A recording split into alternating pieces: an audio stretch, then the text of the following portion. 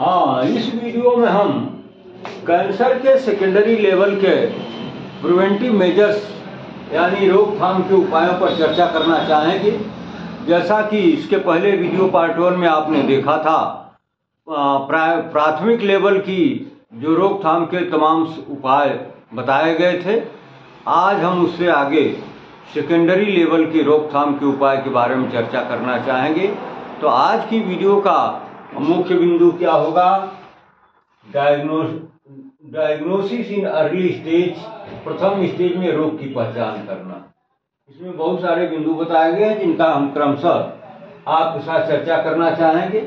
फिर इसका जो दूसरा मुख्य बिंदु है, टॉपिक है, वो है ट्रीटमेंट यानी उपचार। अब अर्ली डायग्नोसिस में ये बात क्लियर हो गई है कि सामने वाला व्यक्ति कार्सिनोमा से पीड़ित है, तो फिर उसका ट्रीटमेंट हमें किस तरीके से करना चाहिए, क्या क्या करना चाहिए। तो इसमें हम 3 मॉडल अपनाते हैं जो इसमें दिया गया है, रेडियोथेरेपी, कीमोथेरेपी और सर्जरी के द्वारा। तो आइए सबसे पहले हम जानें कि सेकेंडरी लेवल की रोकथाम के लिए सबसे पहले हमें क्या जानना चाहिए। तो दिया गया है कि डायग्नोसिस इन अर्ली स्टेज यानी प्रथम स्टेज में रोग की पहचान कर लेना। यानी जैसे ही रोग की शुरुआत हुई, अगर पता लग गया, डायग्नोसिस हो गई कि ये व्यक्ति जो है कार्सिनोमा के बिल्कुल प्रिमिटिव स्टेज में है, इसके अंदर कार्सिनोमा की सेल पेनिट्रेट करना शुरू कर दी हैं। अब कैंसर के बारे में जैसा कि पिछले वीडियो में बताया गया था कि यह एक ऐसी बीमारी है जिसकी ग्रोथ ग्रेजुअली होती है, धीरे धीरे ये प्रोग्रेस करती है बीमारी। ऐसा नहीं कि शाम को कैंसर हुआ और सुबह कोई बहुत घातक बात सामने आ गई, ऐसा नहीं होता है। यह टाइम टेकिंग है और धीरे धीरे ग्रोथ करता है, डेवलप करता है, प्रोग्रेस करता है। तो इस तरह की बीमारी में अगर प्रिमिटिव स्टेज में डायग्नोसिस बन जाए या पता लग जाए कि अमुक व्यक्ति कार्सिनोमा से पीड़ित हो रहा है या हो चुका है, तो फिर जब तक ये ग्रोथ करेगा तब तक आपको काफ़ी टाइम इंटरवल मिल जाएगा और उसी समय इसका यदि प्रॉपर ट्रीटमेंट शुरू कर दिया जाए और इससे बचने के जो उपाय हैं उनको फॉलो करना शुरू कर दिया जाए, तो फिर इससे बचने का काफ़ी मौका मिल जाता है। और इस स्टेज में अगर प्रॉपर ट्रीटमेंट शुरू कर दिया जाए तो व्यक्ति की होने वाली डेथ को भी टाला जा सकता है। अब अर्ली स्टेज में हम कैसे पता करेंगे कि यह व्यक्ति कार्सिनोमा से पीड़ित है? तो इसके लिए तमाम तरह के ये टेस्ट बताए गए हैं और इन टेस्ट के माध्यम से ही हमें पता लगा पाते हैं कि यह व्यक्ति कार्सिनोमा पॉजिटिव है या निगेटिव है। तो इसमें हम किस तरह के और कौन कौन से टेस्ट आवश्यक होते हैं, तो इसमें दिया गया है शारीरिक परीक्षण यानी physical examination of the patient. उस रोगी व्यक्ति के शारीरिक फिजिकल एग्जामिनेशन पर हमें फोकस करना होगा, उसका हम शारीरिक परीक्षण कर लेंगे।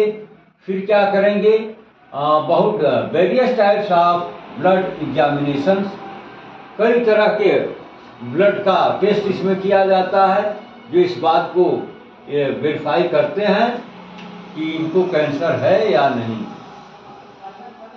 ठीक है। अब तीसरा जो टेस्ट हम करते हैं मैमोग्राफी, खास तौर से महिलाओं के केस में मैमोग्राफी यानी ब्रेस्ट की हम ग्राफिकल टेस्ट करा लेते हैं।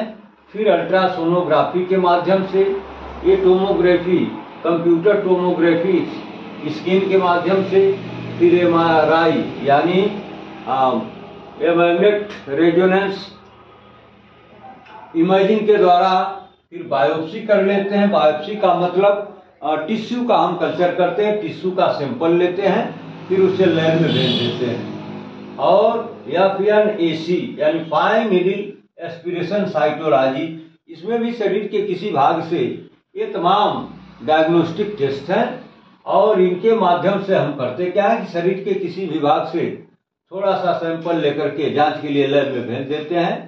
प्रॉक्टोस्कोपी, प्रॉक्टोस्कोपी का मतलब किसी डिवाइस की मदद से हम रेक्टम के अंदर क्या हो रहा है उसका विजिबल डायग्नोसिस कर पाते हैं।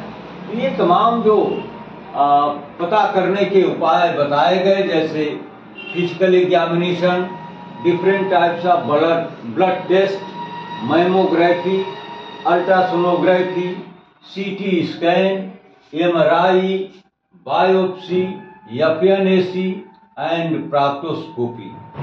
तो इन मेजर्स को आप अपना करके इन टेस्ट के माध्यम से हम कंफर्म हो जाते हैं या प्योर ये डायग्नोसिस बना लेते हैं कि यह व्यक्ति कार्सिनोमा से पीड़ित है या नहीं। इनके अलावा कुछ ऐसे व्यवहार में आपको उपाय करने चाहिए जिनके द्वारा या जिनके संज्ञान में रखने से इस भयंकर जानलेवा बीमारी से भी मृत्यु को टाला जा सकता है, लाइफ को स्वस्थ बनाया जा सकता है। जैसे किसी भी असामान्य लक्षण के दिखाई देने पर बिना देरी के तुरंत योग्य चिकित्सक को दिखाना चाहिए ताकि प्रथम स्तर पर ही इस बीमारी की पहचान हो सके। यानी जैसे ही कोई असामान्य लक्षण शरीर में दिखे तो फिर आपको अलर्ट हो जाना चाहिए और बिना विलंब के, बिना देरी के जो आपके निकटवर्ती योग्य चिकित्सक हो, फिजिशियन हो, तुरंत उनको दिखाइए। फिर वो क्या कहते हैं उसके अनुसार अगला स्टेप लीजिए। तो किसी डॉक्टर को दिखाने में देर होना यह पेशेंट के लिए काफ़ी घातक हो जाता है। तो ऐसी लापरवाही फिर बहुत भारी पड़ने लगती है, तो ऐसा न करें। अगर अपने या अपने इर्द गिर्द के किसी व्यक्ति में या पास पड़ोस के किसी व्यक्ति में कोई असामान्य लक्षण दिखे तो तुरंत बिना विलंब के उचित चिकित्सक को, फिजिशियन को दिखा करके उचित राय लीजिए। फिर उसके गाइडलाइन के अनुसार आगे क्या करना है वो करिए। अब अगर आप ऐसा कर लेते हैं तो अर्ली स्टेज में ही बीमारी का पता लग जाता है, कंफर्म हो जाता है, तो उसके अकॉर्डिंग फिर हम उसको मेडिकल मैनेजमेंट, ट्रीटमेंट जो भी करना है करते हैं ताकि ये कंट्रोल हो जाए और उस व्यक्ति की जान को बचाया जा सके। खास तौर से महिलाओं के लिए यह सुझाव दिया जाना चाहिए कि वो अपने ब्रेस्ट का नियमित एग्जामिनेशन करती रहे। जैसे हफ्ते में वीकली करें, वीकली नहीं हो पाता है तो 15 डेज पर करें या महीने में एक बार करें। लेकिन अगर इस तरह का नियमित एग्जामिनेशन स्वयं करना है, इसमें किसी दूसरे को नहीं दिखाना है। और ख़ास तौर से जैसा कि आप देख रहे हैं आजकल महिलाओं में ये ब्रेस्ट कार्सिनोमा और सर्विक्स का कार्सिनोमा, यूट्रस का कार्सिनोमा, ओवरी का कार्सिनोमा, ये बहुत कॉमन है, जिसमें खास तौर से ब्रेस्ट और यूट्रस का कार्सिनोमा कैंसर तो बहुत ही व्यापक पैमाने पर इसकी केसेस मिल रही हैं। और बहुत सारी महिलाओं को ब्रेस्ट रिमूवल के बाद भी जान बचाना बड़ी मुश्किल हो जाती है। तो अगर महिलाएं, विशेष रूप से महिलाओं के लिए सुझाव कि उनको चाहिए कि अपने ब्रेस्ट की वो नियमित जांच करती रहें, सेल्फ एग्जामिनेशन करती रहें, तो हो सकता है कि प्रिमिटिव स्टेज में ही यह बीमारी पकड़ में आ जाएगी और उसका प्रॉपर ट्रीटमेंट शुरू हो जाएगा। तो इस तरह से उसकी लाइफ को बचाया जा सकता है। खास तौर से ब्रेस्ट एग्जामिनेशन में महिला को क्या मार्क करना चाहिए, क्या एग्जामिन करना चाहिए, तो उन्हें ध्यान देने की ज़रूरत है। ये 5-6 पॉइंट बताए गए हैं। जैसे ब्रेस्ट के आकार में परिवर्तन का होना, यानी महिला को अपने दोनों ब्रेस्ट को शीशे में बैठ करके मिरर के माध्यम से ये मार्क करना होगा कि दोनों ब्रेस्ट सिमेट्रिकल पोजीशन में तो हैं, यानी दोनों के आकार में किसी की आकार छोटी बड़ी तो ऐसा नहीं दिख रही है। अगर किसी ब्रेस्ट की एक या दोनों की अगर साइज में कोई परिवर्तन यानी बढ़ रहा है तो ये खतरे की घंटी है और उसे तुरंत किसी चिकित्सक से सलाह ले लेनी चाहिए। उसे यह मान करके नहीं बढ़ जाना चाहिए कि चलिए सामान्य बात है, हमारी फिजियोलॉजी में कोई डिस्टर्बेंस नहीं है, एक ब्रेस्ट की साइज अगर बड़ी है तो क्या हुआ, हमें अच्छे से भूख लगती है, हम अच्छे से भोजन करते हैं, अच्छे से नींद आती है, टॉयलेट स्टूल यूरिन सब कुछ सामान्य दिखता है। तो हो सकता है कि यह कोई बड़ी बात नहीं है, या हो सकता है कोई सामान्य ही बात हो। अगर उसकी साइज ही थोड़ा बढ़ गई तो ना तो इसमें कोई पेन है ना ही कोई दिक्कत है। तो ये गलतफहमी या फिर ये संकोची स्वभाव उस महिला के जीवन में जबरदस्त भूचाल लाने वाला है। उस महिला को अलर्ट हो जाना चाहिए और तुरंत योग्य चिकित्सक के पास जाकर के सलाह लेनी चाहिए कि आखिर एक ब्रेस्ट की साइज क्यों बढ़ी हुई। हालांकि इससे उसे कोई दिक्कत की फीलिंग नहीं होती है। और क्या एग्जामिन करना चाहिए, निपुल का अंदर की तरफ धंसना। ये ब्रेस्ट का जो निपल है ये प्रोजेक्टरी स्ट्रक्चर है, आगे की तरफ एक कोनिकल प्रोजेक्शन होता है, नॉर्मल शेप इसका यही होता है। लेकिन यदि ब्रेस्ट के अंदर कार्सिनोमा डेवलप करने लगा तो ये जो निपल है ये अंदर के तरफ रिट्रैक्शन पोजीशन में चला जाता है, यानी अंदर की तरफ एक खिंचता चला जाता है और ये बाहर का इसका जो निकला हुआ भाग होता है धीरे धीरे ब्रेस्ट में धंसना शुरू हो जाता है। तो अगर इस तरह का लक्षण दिखता है कि उसका जो निपल है, एक ब्रेस्ट का तो मान लीजिए सामान्य है, लेकिन दूसरे ब्रेस्ट का जो निपल है वो छोटा दिखने लगा है और क्रमशः वो अंदर की तरफ धंसते हुए जा रहा है, तो यह खतरे की घंटी है और यह कैंसर हो सकता है। लेकिन ये पक्की डायग्नोसिस बनाने के लिए किसी उचित फिजिशियन के पास आपको जाना चाहिए और अपनी प्रॉब्लम का निदान वहाँ कराना चाहिए। यह निपल का अंदर के तरफ रिट्रैक्ट होना, धंसना या खिंचाव होना, यह कैंसर की निशानी हो सकती है। और क्या देखना चाहिए, निपल से किसी भी तरह का डिस्चार्ज अगर होता है, खास तौर से जो अनमैरिड महिलाएं हैं, बच्चियां हैं, अगर वो मल्टीपैरा है यानी ऐसी महिला जो बाल बच्चेदार है, जिसको 2-4 इश्यूज हो चुके हैं, बच्चे हो चुके हैं, उसके ब्रेस्ट से हो सकता है कि कोई डिस्चार्ज होता हो तो थोड़े देर के लिए माना जा सकता है। लेकिन ऐसी महिला जो न्यूली पैरा हो या कम एज की हो, जो शादीशुदा भी ना हो, उसके ब्रेस्ट के निपल को स्विच करने से अगर किसी तरह का डिस्चार्ज निकलता है, कोई स्राव निकलता है, तो फिर ये खतरे की घंटी है और ये कार्सिनोमा की उपस्थिति ब्रेस्ट के अंदर हो सकती है। अब इसके लिए कंफर्म करने के लिए आपको किसी उचित फिजिशियन के पास जाना चाहिए और अपनी प्रॉब्लम को दिखाना चाहिए। और क्या देखना चाहिए, ब्रेस्ट के कलर में परिवर्तन। एक कार्सिनोमा की वैरायटी होती है जिसके वजह से ब्रेस्ट के कलर में परिवर्तन होता है और वो ब्रेस्ट का जो कलर है वो ऑरेंज कलर का होने लगता है। अगर इस तरह का ब्रेस्ट का कलर हो रहा है, चेंज हो रहा है या ऑरेंज कलर के रूप में दिखने लगा है, तो ये निश्चित रूप से मानिए कि वो कार्सिनोमा की दस्तक हो चुकी है और उस ब्रेस्ट में कैंसर के सेल डेवलप कर रहे हैं। लेकिन ये पक्की डायग्नोसिस बनाने के लिए, मैच्योर डायग्नोसिस के लिए आपको किसी योग्य चिकित्सक के पास जाकर के अपनी प्रॉब्लम दिखानी चाहिए और इसका पक्का निदान कराना चाहिए।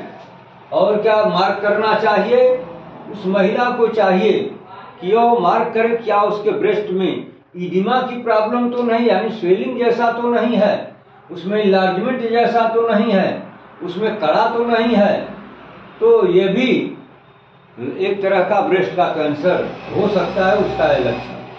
और क्या करना चाहिए, ब्रेस्ट में लम्प, यानी ये पूरा अपना पंजा खोल करके और ब्रेस्ट के ऊपर रख करके थोड़ा हल्के से प्रेस करना चाहिए, पल्पिटेट करना चाहिए। अगर ब्रेस्ट में कोई कड़ी चीज गांठ जैसा या गोला कुंडली जैसा दिखती है तो समझिए कि ये खतरे की घंटी हो सकती है। हालांकि फाइब्रोसिस भी हो सकती है, लिपोमा भी हो सकता है, लेकिन वो अगर हार्ड स्टोन जैसा है और दबाने पर छिटक रहा है तो हो सकता है, कोई जरूरी नहीं बट हो सकता है, चांसेस अधिक बन सकते हैं कार्सिनोमा। और क्या देखना चाहिए, ब्रेस्ट में पिटिंग अगर होती है, गड्ढा बनता है, डिंपल बनते हैं, तो यह भी ब्रेस्ट के एक खास पार्ट में होने वाले कैंसर की निशानी हो सकती है। तो ब्रेस्ट में गड्ढा बन जाता है। तो अगर इस तरह के लक्षण दिख रहे हैं तो अगर महीने में एक बार भी वो महिला अपने ब्रेस्ट का सेल्फ एग्जामिनेशन करती है तो कुल मिला जुला करके 1 महीने के अंदर जो डिसऑर्डर हुआ है, यानी बिल्कुल प्रिमिटिव स्टेज में ये सब लक्षण दिखते हैं और यहाँ से उसका प्रॉपर ट्रीटमेंट शुरू कर दिया जाए तो ना तो ब्रेस्ट रिमूवल की पोजीशन आएगी, समस्या होगी, और नहीं उस महिला के डेथ की समस्या होगी। वो बिल्कुल स्वस्थ हो सकती है और उसका प्रॉपर ट्रीटमेंट किया जा सकता है। अब दूसरा जो इस वीडियो का पॉइंट है वो है ट्रीटमेंट। तो कैंसर के ट्रीटमेंट में जैसा कि आजकल जो नॉन मेडिकल के लोग हैं वो लोग भी जानते हैं कीमोथेरेपी क्या है, सर्जरी क्या है, रेडियोथेरेपी क्या है। तो रेडियोथेरेपी क्या है? रेडियो किरणों के द्वारा जो हम सेकाई करते हैं, आपने सुना होगा किसी पेशेंट के द्वारा कि हाँ अभी सेकाई हुई है, फिर 45 दिन के बाद बुलाया गया है, फिर से दोबारा सेकाई होगी और हमें सेकाई से आराम मिला है। तो इसको कहते हैं रेडियोथेरेपी, यानी रेडियोधर्मी रेज के द्वारा जो हम उसका ट्रीटमेंट करते हैं उसको कहते हैं रेडियोथेरेपी, और जो केमिकल ड्रग्स के द्वारा करते हैं उसको कहते हैं कीमोथेरेपी। और नंबर 3 पर सर्जरी का मतलब चीरफाड़ करना। सर्जरी का मतलब तो आप सभी लोग जानते हैं।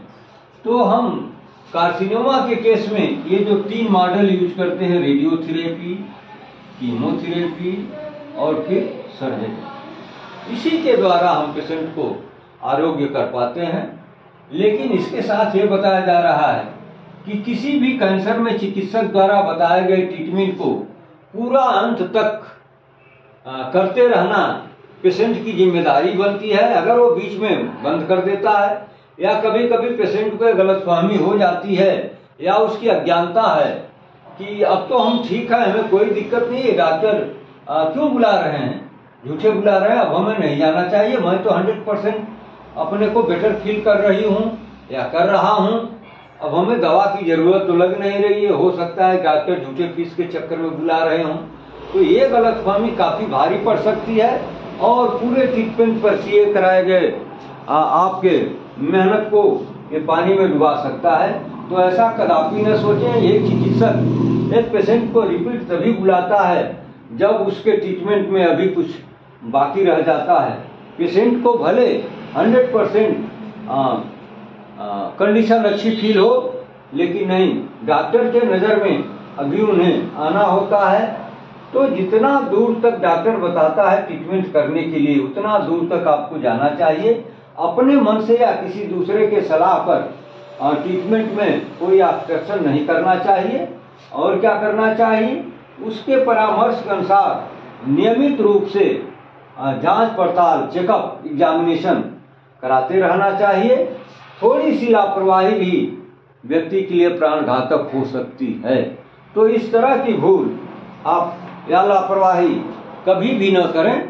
डॉक्टर जितने दिन तक ट्रीटमेंट देने की बात कर रहा है उतना दिन तक आपको नियमित रूप से करना चाहिए, या जो जांच समय समय पर बताता है उसको नियमित रूप से आपको चेकअप कराते रहना चाहिए, एग्जामिनेशन कराते रहना चाहिए। और निश्चित मानिए कि यदि बिल्कुल प्रिमिटिव स्टेज में ये डायग्नोसिस बन गई कि वो व्यक्ति कार्सिनोमा से पीड़ित है, तो उसका प्रॉपर ट्रीटमेंट अगर उसी समय शुरू कर दिया जाए, प्रिकॉशन लिया जाए, तो निश्चित रूप से उसको इससे बचाया जा सकता है और उसकी डेथ को रोका जा सकता है। फिर हम अगली वीडियो में ये प्रिमिटिव लेवल की रोकथाम आपने देख लिया था, इसमें सेकेंडरी लेवल की रोकथाम देख लिया।